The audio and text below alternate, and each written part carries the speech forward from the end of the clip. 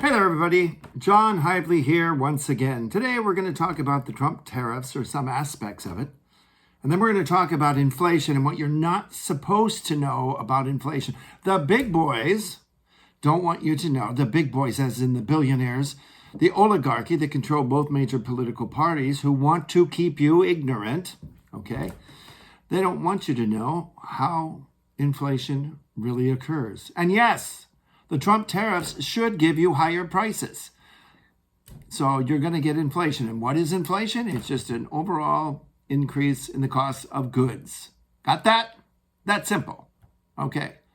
That being said, looking at the Trump tariffs, somebody suggested that AI came up with the list, and they probably did, because I'm using my notes here on my infamous whiteboard. The tariff, it was like, it's kind of like the tariffs are kind of like blowing your head off to the United States. The tariffs are to the United States like blowing your head off to cut off a piece of tumor in your brain. That's kind of what it is. I mean, in the long run, they may do some good. But in the long run, as John Maynard Keynes, a famous economist, once said, we are all dead. And it's the short term that you want to know about, that you want to deal with. The long run, 50 years from now, maybe even 20, 30, 40 years from now, the tariffs might have done some good. But we are concerned now with inflation. And let me tell you about inflation. Okay, here we go. Remember the shipping bottlenecks that we once had after the coronavirus? Let me tell you how the scam works. So the Democrats, after the coronavirus started to fade away initially, told us that they were shipping bottlenecks. And that's why inflation went up.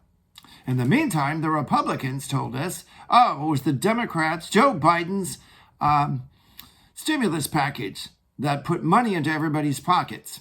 And that bid up prices. Okay. Well, guess what? That stimulus money was spent long ago, and inflation is still up. It hasn't gone away, has it? And those shipping, those bottlenecks of shipping, they've been gone for a couple, 3, 4 years. And guess what? Inflation is still up. And you will notice in either case that nobody's ever saw a decline in prices. There is no deflation. That is because inflation is an income redistribution scam from you to the wealthy. And that's what you're not supposed to know. Because if it was shipping bottlenecks that caused the inflation of a few years ago, and that we're still in, it's almost 3% this year, or if it was Joe Biden's stimulus package, it really doesn't matter, because that money's all spent a couple years ago, and the shipping bottleneck's over, and there should be deflation as prices go back down to normal. But they don't. Now, do they? Now, hopefully you're with me, because inflation works this way.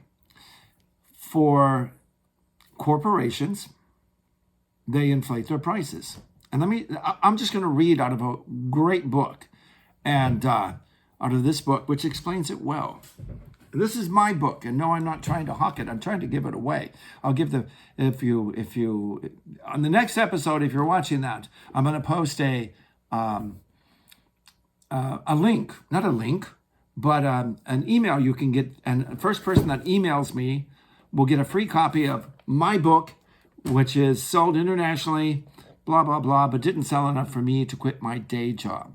Anyway, this is what I say about inflation. And this is taken from newspapers. They don't publish this stuff anymore because they don't want you to think.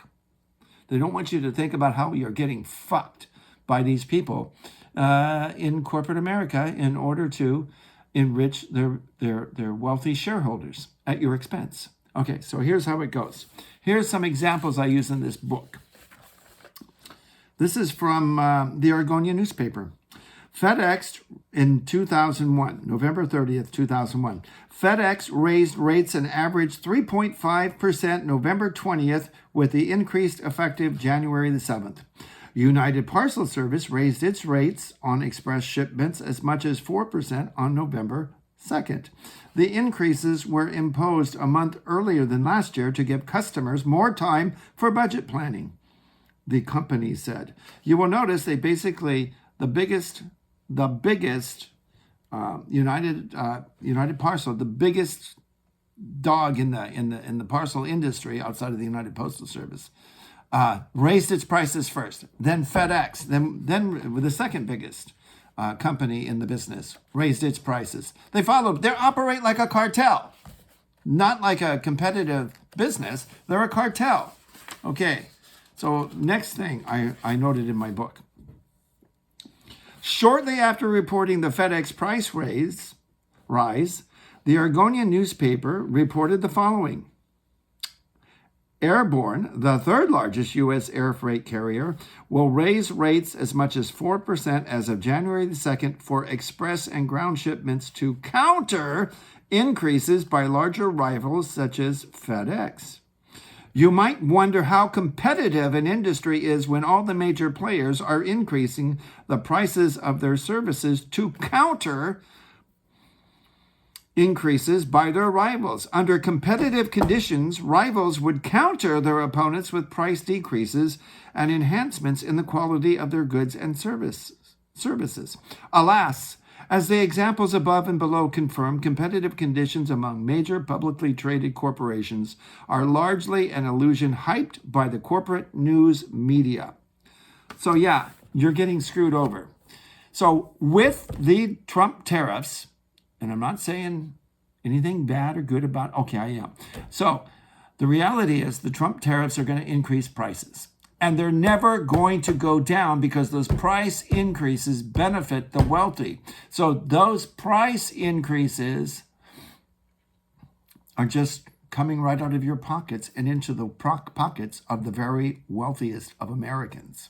And foreigners, too, who happen to be major shareholders in U.S. corporations. And about 45% of all corporate U.S. shares are held by foreigners.